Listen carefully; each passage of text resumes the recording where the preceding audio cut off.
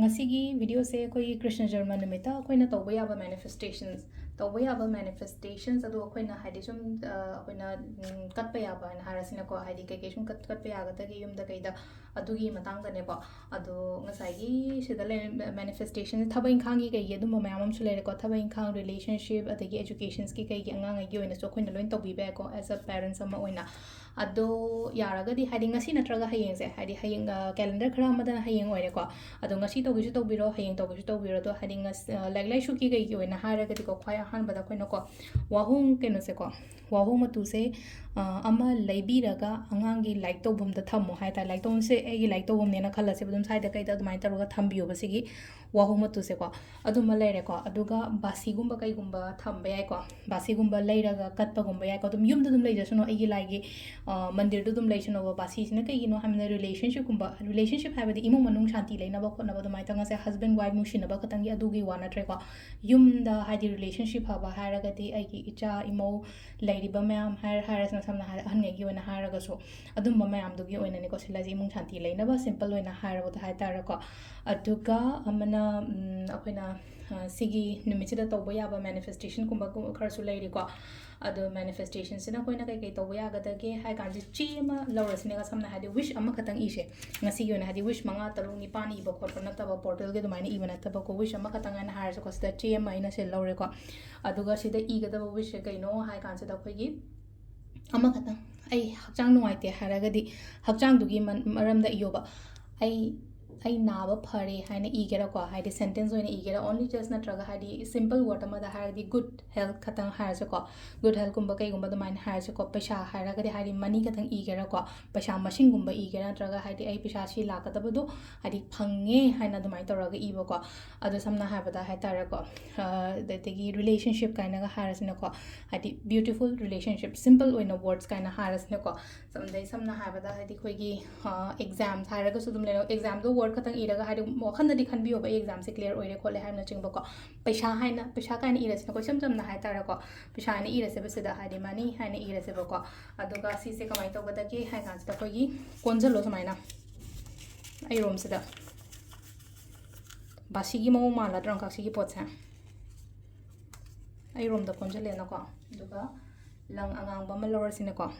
koina si lai gi lang ama thok pa to ko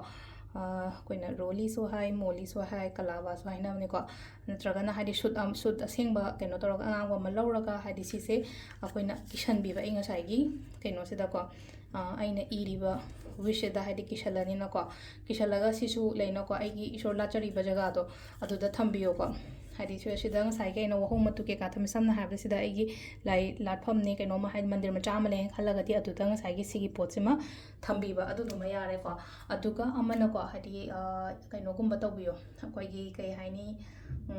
yellow fee ko yellow fee gumba kai gumba katpa sai tara ko relationship ko ne am phai ko yellow fee se ngai gi hadi kara de ka to non hara kan si sina mung le no ko tongan ba khara hai tar manifestation ga sina ham ba gi manifestation ani wish am gi le gre no ko aduga yellow fee sina koina public ki oba mandir gumba kai gumba le na ko natraga hadi koina horen natraga hai yeng se skon da kai da like ram ba ja to ne kai na hara ga di relationship aphaba gumba pa ma ga di yellow gi phi amma khatang adamai taraga katpiyo ko hadi adu duma leire ko aduga nungda wairam se kai se atar ku tulsi bongda hairu phajana katpa hadi mai gumba katpiyo tulsi bongda nga sai koi nungti gi budi hadi dup thaba ko pa du budi tawjai na ko da hairu plus du gumba kai gumba thabiyo sisina hadi imungi oina hadi nungai na leina ba ko nungai phana pa na ba ko na ba imung shanti leina ba pul leiminari ba mayam se ko duma leire ko aduga thaba ingkhangi kai gen harasina ko thaba ingkhang sina hadi lei hangapan gumba ka loko sisina ko lei hangapan se sisu chamana na koi tulsi bongda kai da lei hangapan athumba hangapan gumba kai gumba sina ko hadi job ki kari gi adumai toroga yamna obstacles le ne hara khalaga di aduma to ko aduga akoina kaino se ko numit se hari ngasi to bongai na tawre ko ngasi to bongai na hayeng to bongai yon hadi chanting se Hare Krishna ai son baje 108 times son bio ko 108 times son jang sai gi hadi chin du da sai Hare Krishna na traga mind du da hadi show le na su khala se ba adung sai aina khalli ba photo su le no ko hadi adu su yauna ningo ba adung sai wish fulfillment kaina haras ne ko aina mamang du za haija ki o se gi videos aina mamang du share to game ne wish fulfillment da sai gi okay no akhoi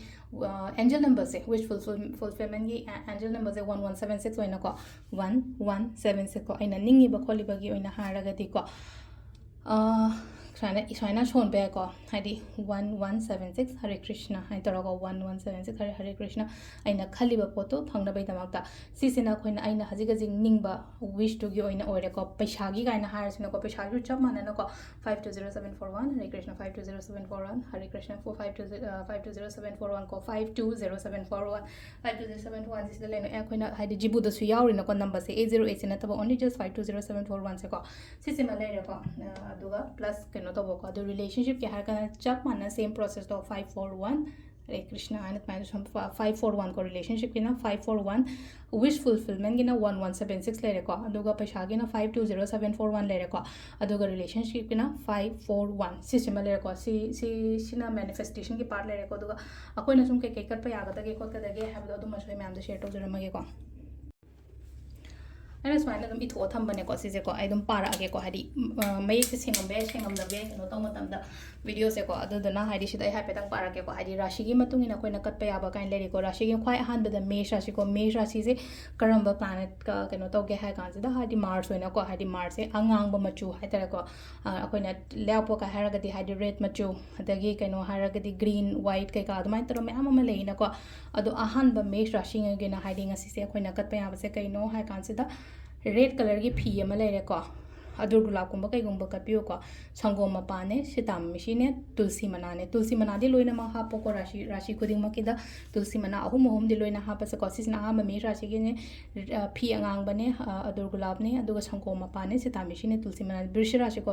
ge na phi angoba sangom mapan sitam mishi tulsi mana ko phi angoba lere ko hadi second ge brish rashi ko mithun rashi ge na phi hangapan ne je phi ala ga chau ba ngasai gi atang bana te ko pawang khatang legi su lebi ko lupa kuntra ni phopi ba bazar de kai te gi dumai tawraga aduga hadi sidina ba yaba oiraga na hadi aina ngasai gi si kat pa jidum ai gi yum da ka charaga leitaba mi ma da leina ko hadi pibi go bo sida aina phangja da yadi aina keno taw da yadi habati mi gi mateng to bo su shorda kat pa ga chap manai na ko aduduna hadi si ma taw bi ba ya ko dong sai gi mithun gi dana hangapane sangoma pane ko hangapan jina phi ni ko hai sangoma pane sitami shine tulsi manane adagi karkarashi gi sinong lena ko phi angau bane sangoma no bane athumba angau ba ama heta kher hogera ko yumda natraga hadi barfi gumba natraga hadi rasgulla angau gumba kai gumba tumba su kala share do tulsi mana ama ko tulsi mana ama ha gadi tulsi mana o mama ko sisina ko gi karkarashi gi le ko aduga mathangi silen ko singarashi ko singa hana ha ga dinga sai gi